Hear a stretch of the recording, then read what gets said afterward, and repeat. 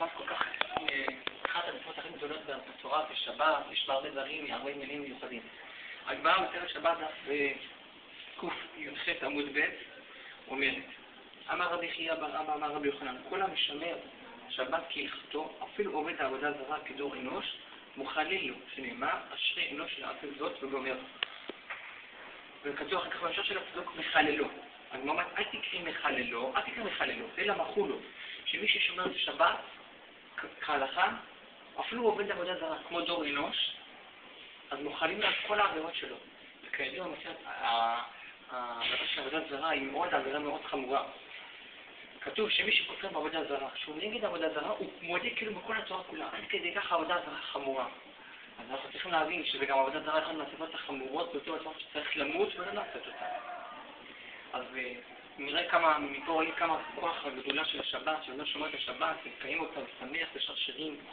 כתוב אשל, ראשי תיבות, א', אכילה, שין, שתייה, למה זה לשיר? בשבת צריך לעשות את כל אלה ולשמוח. הגמרא ממשיכה ואומרת בדף קי"ט עמוד א', יוסיף מוקיר שווה, אבא הוא נוחי בשירותה. היה סיפור על רב אחד, יוסיף מוקיר, שהוא היה שומע את השבת. היה לו נוחי גוי בשכונה. דאב הנפיש נכסה טובה.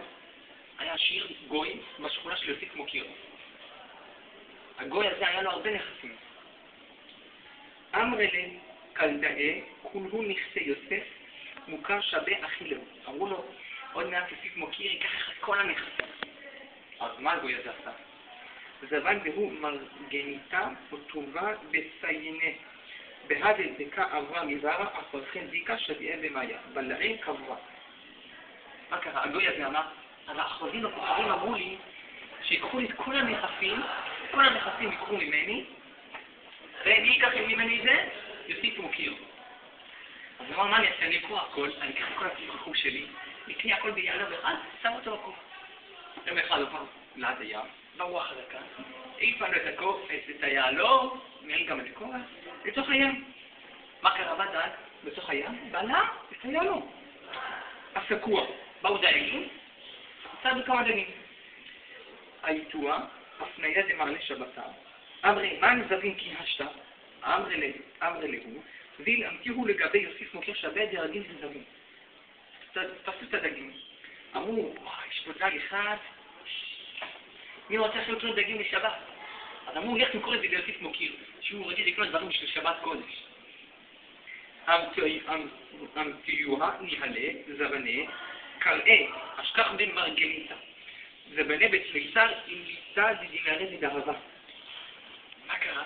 יוסיף מוקיר, פתחו את הדג. שבת, הכינו אותו, פתחו, שלום.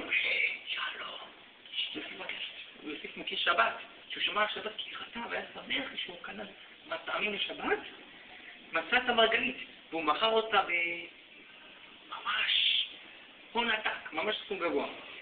פגע בבערו סבא. אמר מן יזיף שבתה, פרעי שבתה. אמרו, הסבא אמר לו, אתה משלם הרבה דברים כסף של שבת. אז כזה בו כל הכן חסכה. בת את היעלו, ועכשיו יש לך הרבה דברים. שבת זה מצווה מאוד גדולה. יש גם לזה רמז מאוד יפה. האות שין של שבת. איזה אות יש לפניה? רש. האות ב' א'. האות ת' של שבת? שין, יוצא ראש. עכשיו אני אקח עכשיו את האות הקדמיות של שבת. שין זה ת', ב' ג', ת' ואחר כך א', תגה. תגה בארמית זה כתר. שמי ששומר שבת, תחשים ראש, בראש שלו, כתר. כדי כך, בגלל ששומר שבת, יש לו ראש של הכתר. נאמר, היה גוי אחד, יהודי, הוא רוצה להיות גוי. מה אני רוצה להיות גוי? בא אליו חבר שאומר, מה?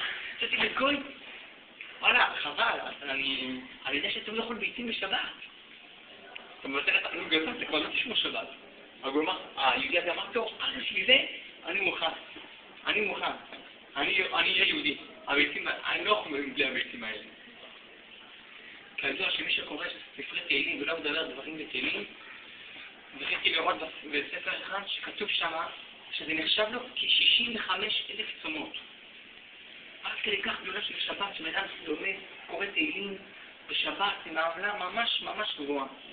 כידוע בן ישי גם אומר בפרשה שנייה, בחומש שמות, ששבת זה שווה פי 1000, עד כדי כך. שגם לומד פי 1000, השכר שלו גדול.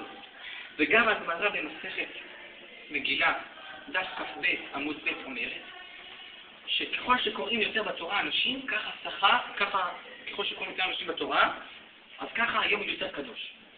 כמו נגיד יום רגיל, בשני וחמישי כמה קוראים אנשים בתורה? 3. חול המועד בראש חודש, 4. יום טוב 5. יום הכיפורים 6. יום שבת 7. אתה רואה שאפילו יום כיפור זה 6 פחות מיום שבת. עד כדי כך. יום שבת זה יום כל כך קדוש, שאפשר להגיע לדברים גדולים ממש, הנשמה היתירה, יש לך את הנשימה היתירה, אתה יכול ללמוד יותר תורה, וגם תזכור יותר טוב כשאתה לומד בשבת. היה רב אחד, היה אומר, מה זה שאמרו נצר על זה שבת? היה לומד 36 שעות מחצות של יום שישי עד חצות של מוצאי שבת בלילה. עד כדי כך.